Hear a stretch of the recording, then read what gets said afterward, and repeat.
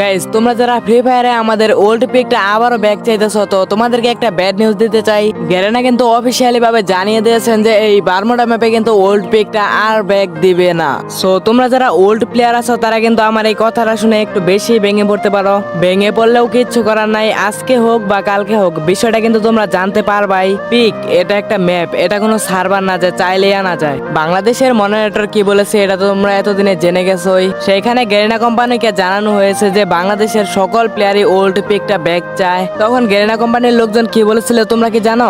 সেখানে বলা হয়েছিল যে অন্যান্য সার্ভার যেগুলো আছে সেখানে একটা নোটিশ পাঠানো হবে, তারপর সব সার্ভারে যদি এই ওল্ড পিকটাকে ব্যাক চায় তাহলে কিন্তু এটা গেমের ভেতরে অ্যাড করবে। কিন্তু গাইস, আমার যা মনে হয় গ্যারেনার কাছে এটা আমাদের এই বাংলাদেশের যতগুলা প্লেয়ার আছে সবগুলা একটা মশার মতো। মানে সে কি করে, সে সব ওল্ড জিনিস ব্যাক দেয় যাতে তার লাভ হয় অনেক। কিন্তু আমরা সব প্লেয়ারই একটা জিনিস চাইতেছি, সেটা হলো ওল্ড পিক, কিন্তু এটা ব্যাক দিতেছে না। এখন ভাই আমি যা ভাবতেছি তোমরা কি তাই ভাবতেছো? হ্যাঁ ভাই, এই গেরিনার কাছে কিন্তু আমাদের বিন্দু পরিমাণও কোনো মূল্য নাই। তো আমার ভিডিওতে কিন্তু তোমরা অনেকেই ওল্ড পিক ব্যাক চাই, ওল্ড পিক ব্যাক চাই এই কমেন্টে কিন্তু করতেছো। এখন আমার মনে হইতেছে জানো কি, মানে আমি যদি তোমাদেরকে ওল্ড পিকটা ব্যাক আইনা দিতে পারতাম তাহলে আমি ধন্য হতাম। বাট আমার কাছে এরকম কোনো শক্তি নাই যে আমি ওল্ড পিকটা ব্যাক আইনা দিতে পারবো। তো এরই মধ্যে দেখো একজন আমাদেরকে কি একটা কমেন্ট করেছে। কমেন্টে লিখছে যে আমার বড় ভাইয়ের নাম হলো শরীফ, সে হলো বাংলাদেশের একজন মডারেটর। তিনি নিজে বলছেন যে জীবনেও এই ওল্ড পিক আর ব্যাক আসবে না। বাইরে ভাই একটু কষ্ট হলেও মানতে হবে, এটাই কিন্তু সত্যি।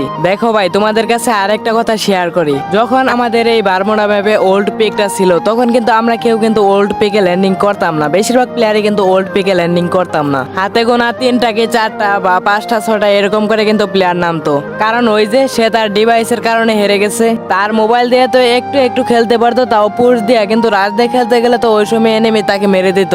এন্ড ভাই তোমাদেরকে আমি কি বলি, আমি নিজেই তো ওল্ড পিকে ল্যান্ডিং করতাম না, কারণ আমার ডিভাইসটা ছিল 3GB র্যাম। মানে ডিভাইসটা ছিল অনেক পুরনো, এর জন্য কিন্তু অনেক পরিমাণে ডিভাইসটা ল্যাগ করতো। শুধু আমি না, আমার মতো হাজার হাজার লোক আছে এরকম তার ডিভাইসের কারণে ওল্ড পিকেতে ল্যান্ডিং করতে পারতো না। আরো মনে করো যে আমার ভিডিওতে আরেকজন কমেন্ট করছিল যে লাগবে না আমাদের এই ওল্ড পিক, আমাদেরকে নিউ পিকই ভালো আছে আমাদের কাছে। হ্যাঁ ভাইয়া, তোমাদের কাছে তো নিউ পিকই ভালো লাগবে তোমাদের কাছে, বাট আমাদের কিন্তু ওই ভাঙা বাড়িটাই দরকার, যেটাকে আমরা বিটুকের ভাঙা বাড়ি বলতাম। তো ভাই আরেকজন প্লেয়ার দেখো কি কমেন্ট করছে যে ওল্ড পিক যদি কখনো ব্যাক না আসে তাহলে গেম খেলাই ছেড়ে দিব।